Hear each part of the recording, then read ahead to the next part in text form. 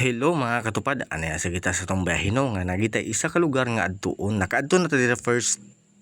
So kani natong itaw nga second time nato ni pag-adto, so nagsakay tag barge. So before nato ni siya pakita ilang lugar, so ato siya siyang libuton. So malibot na nato ni siya nga isla, so less than hour. So kay kalibangon man ta si ato sa Tagmantique para malibang pag man kalibang ato sa siyang libuton. So makita nimo nga ato tag Katarman, Sagay ug unsa pa na diha.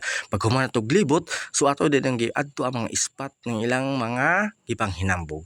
So makita ninyo sa mapa mo nag-XX atong agi kay wala man gini siya na sa plano, wala ni siya na organize. So kay bag-o man ta na releasan sa atong mga ayuda nga bisag unsa na lang kita sa tong gobyerno, so ato na siyang gilibot. Asa raman ako mga matay na kita.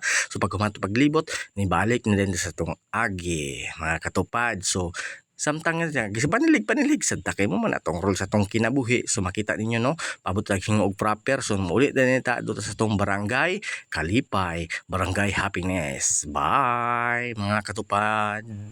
Bleh.